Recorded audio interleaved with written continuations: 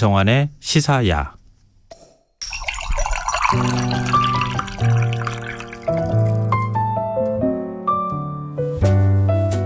맛있고 멋있는 우리 술을 찾아 떠나는 불금의 교양학 시간입니다. 주류문학 칼럼니스트인 숙명여대 미래교육원 명욱 교수 자리하셨습니다. 안녕하세요. 안녕하세요. 명욱입니다. 네, 우리 막걸리가 세계 문화유산이 되기를 바라는 마음을 담아서 다른 나라 사례를 지금 살펴보고 있는 중인데요. 오늘은 어느 곳으로 가볼까요? 오늘은 이제 와인 산지로 가보려고 합니다. 예. 그래서 최초의 와인 두 곳을 소개해 볼까 합니다. 최초의 와인요? 네. 와인의 그런 발상지. 네, 맞습니다. 그래서 하나는 조지아 와인, 네. 또 하나는 헝가리의 토카이 와인입니다. 둘 다 이제 유네스코 세계문화유산에 등재돼 있죠. 헝가리가 와인이 시작된 곳이다?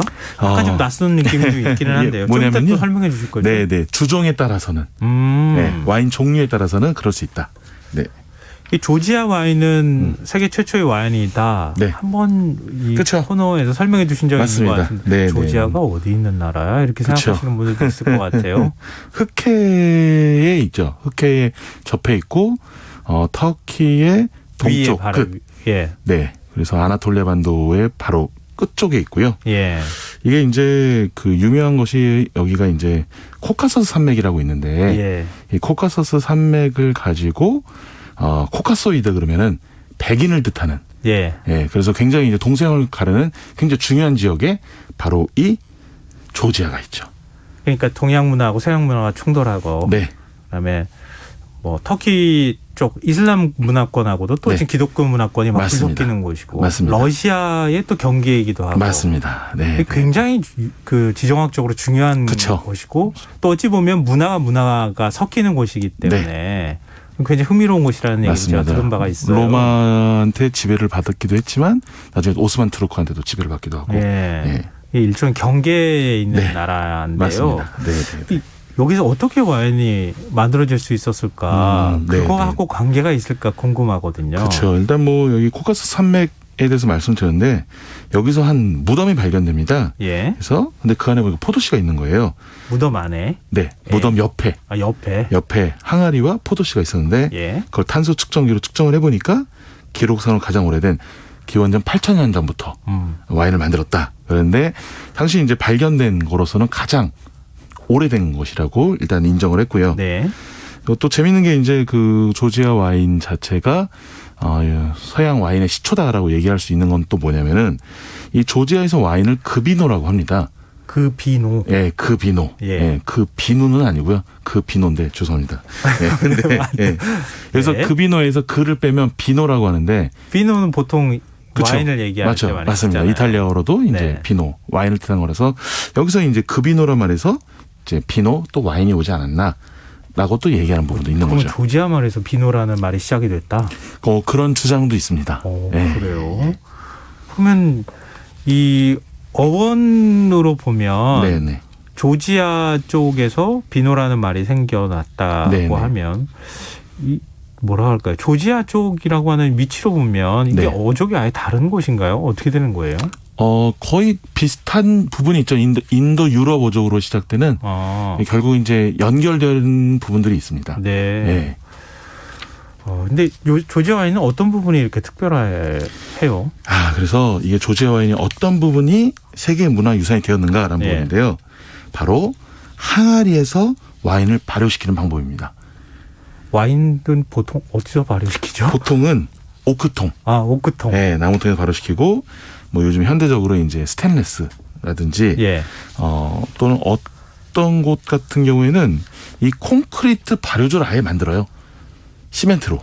왠지 안 좋을 것 같은데. 근데 그 안에를 또 철벽으로 막기도 하고 또 이 시멘트로 하는 경우에는 바깥의 온도를 굉장히 덜 받다 보니까 온도 영향, 온도 변화가 있으면 안 되니까. 맞습니다. 안정적으로 되는 경우도 있어요. 그래서 뭐 최고급 와인들도 그렇게 만드는 경우들이 있는데 이 조지아 같은 경우는 전통적인 옛 항아리로 만드는 방식을 그대로 고수하고 있는 거죠.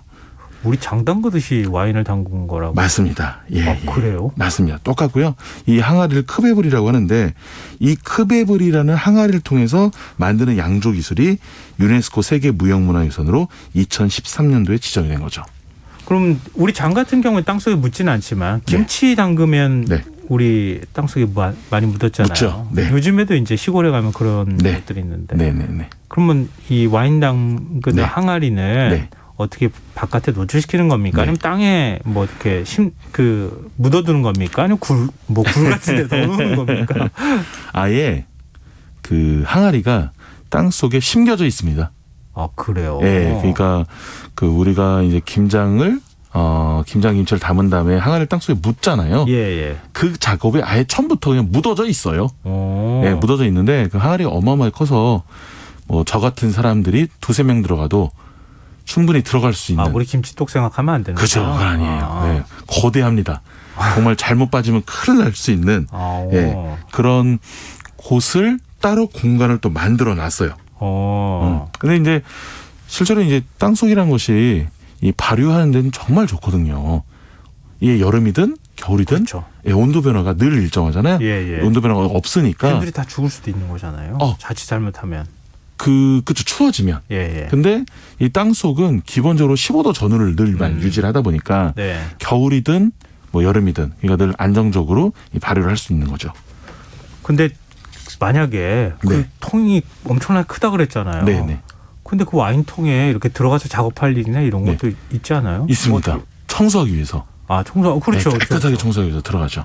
근데 사람 들어가면은 나쁜 거 아니에요, 원래? 그러긴 한데 일단 늘 하던 사람이 들어가면은 그렇죠. 늘 그 사람 몸에 붙어 있는 균이 어차피 와인균, 그러니까 포도의 효모라든 이런 거 다 붙어 있기 때문에 같은 사람이 들어가면 괜찮습니다. 그게 재밌네요. 같은 괜찮고 뭐 실례로 이제 그 양조장이나 와이너리 같은 경우에는 유산균 같은 거를 먹고 오지 말라는 것들도 있어요. 유산균을 먹고 오지 말라고요? 요구르트 같은 것들.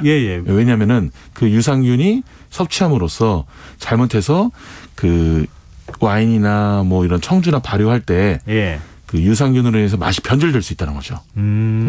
그래서 여기 조지아의 이 항아리 속에 들어가기 위해서는 실은 사다리를 타고 내려가야 돼요. 그 정도 어마어마하게 크니까. 그 정도로 큽니다. 2m 정도 되는데 그러다 보니까 뭐 실은 뭐 잘못하면 깨질 수도 있고, 그리고 뭐 나쁜 균이 들어올 수 있다 보니까 아무나 들어가는 공간이 아니죠. 균 관리가 제일 중요하다고 봐야 되겠네요. 맞습니다. 원래 간장 공장 같은 데 가면 이렇게 거미줄 막 이렇게 쳐 있는 것 같은 거 그대로 두는 거랑 똑같은 거죠. 맞습니다. 그리고 이제 가끔씩 그런 거미들이 그 진드기 같은 걸 잡아먹으면서 이 나무 같은 거를 갉아먹는 진드기를 오히려 없애주는 역할을 합니다. 그래서 일부러 거미줄 같은 건 놔두는 애들도 있어요. 이건 프랑스의 꼬냑. 제조장 같은 건 그렇게 하고 있죠. 그래서 거미줄이 있으면 오히려 더 건강하다라는 식으로 또 얘기를 하기도 합니다. 굉장히 흥미로운 얘기네요. 근데 이제 중요한 것은 이제 이렇게 각 가정마다 와인을 만드는 공간이 따로 있어요. 그래서 아예 창고로서 숙성고로 있는데 아무나 못 들어가잖아요. 근데 제가 이제 우리나라 사례를 좀 생각을 해보니까 제가 어렸을 때 시골에 갔었을 때 할머니가 이 장이라든지 방문이라든지 아니면 부엌문을 열어놓지 말라 그랬어요. 그랬나요? 저희 집에서는. 왜 그래요? 그러니까 귀신이 들어간다고. 근데 그 귀신이 뭐였느냐? 지금 생각해 보니까 그것이 잡균이었던 거예요. 그러니까 실은 그런 문화가 동서양 모두 있었던 거죠. 각 집마다 손맛이 다르다고 하는 게 균이 다르기 때문일 수 있는 거잖아요. 실은 균들이요. 이 지금 저희가 있는 이 스튜디오에 있는 균과 저 스튜디오 나가서 저 앞에 있는 균과 또 다릅니다.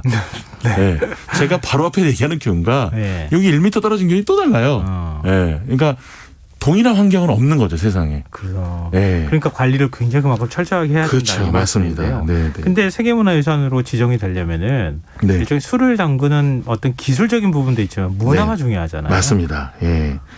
그래서 이제 유네스코가 이 조지아의 항아리로 만드는 와인 제조 기법을 이제 유네스코 세계문화유산에 등재한 이유를 이제 발표했는데요. 이러한 기구 항아리를 사용하는 전통은 일상생활과 축하 자리에서 굉장히 중요한 역할을 담당했으며 또 포도와 와인이 공동체의 결속에 크게 기여했던 조지아 사회에서는 없어서는 안 될 물건이었다. 그래서 이런 사실이 지금까지 조지아에서 전해지고 있는 노래들도 있고 것도 전통에서 확인되고 있다. 그래서 세계문화유산으로 등재를 시켰다. 인정했다. 라고 이제 발표를 했죠. 그러면은 지금 이제 조지아 와인 설명해 주셨고, 지금 헝가리 와인, 헝가리가 와인이 시작된 곳인가요?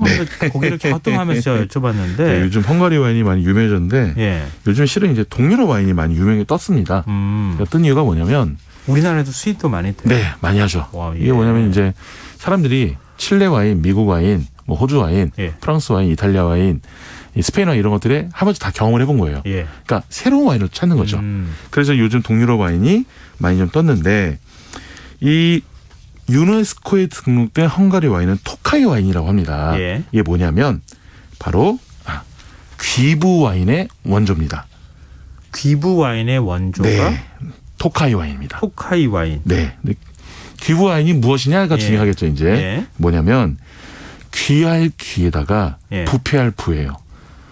귀하게 부패한 포도를 가지고 만드는 와인이라는 뜻입니다. 근데 귀하게 부패하는 게 뭐냐라는 부분인데요. 실은 이제 포도를 오래 키우다 보면은 이 포도에 따라서 곰팡이가 피는 경우들이 있어요.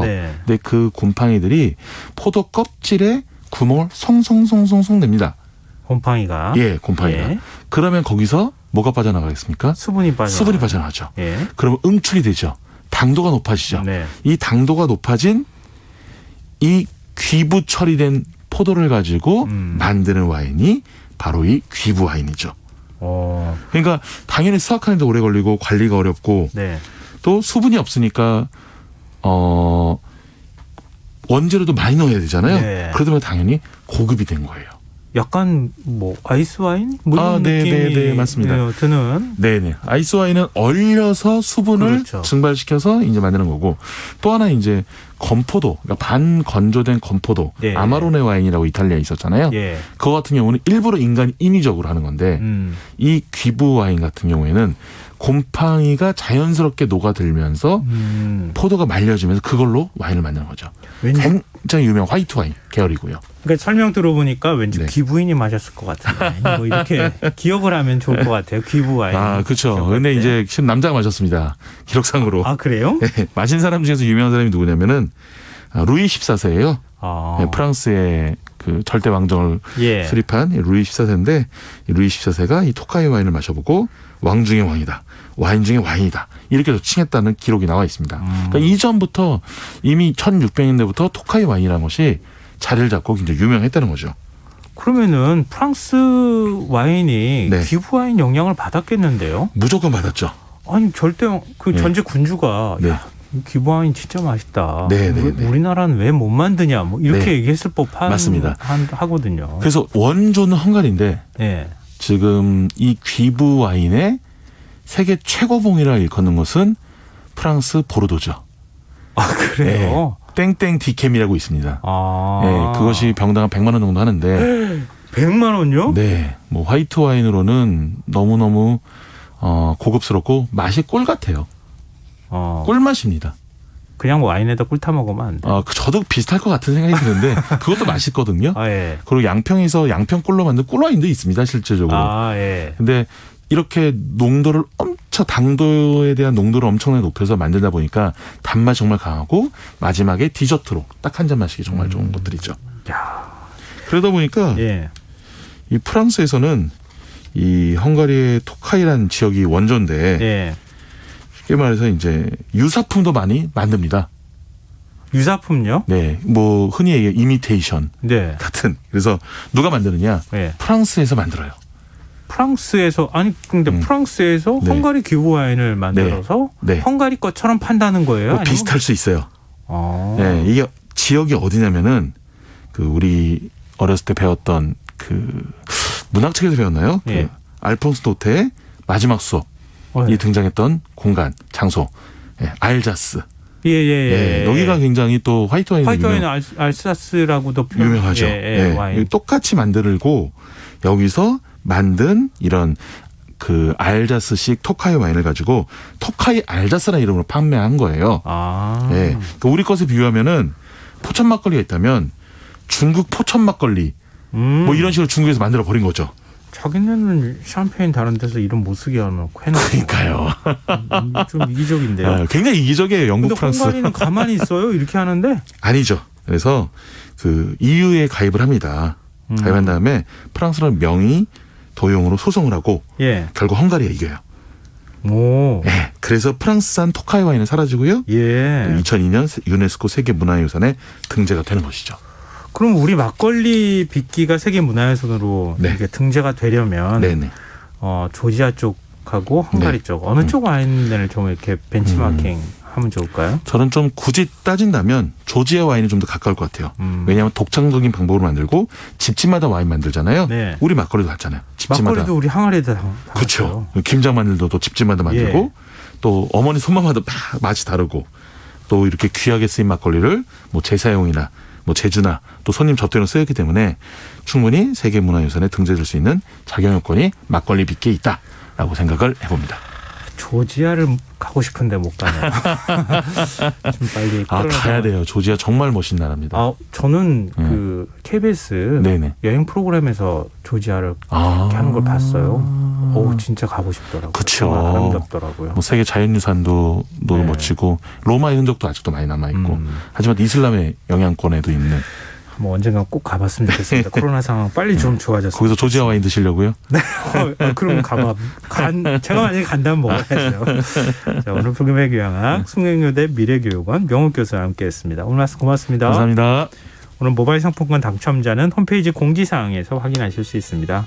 끝곡으로 마이클 볼튼의 조지아 온 마이 마인드 띄워드리고요. 이번 주 순서 모두 마무리하겠습니다. 저 월요일 밤 다시 찾아뵙겠습니다. 편안한 밤 되십시오.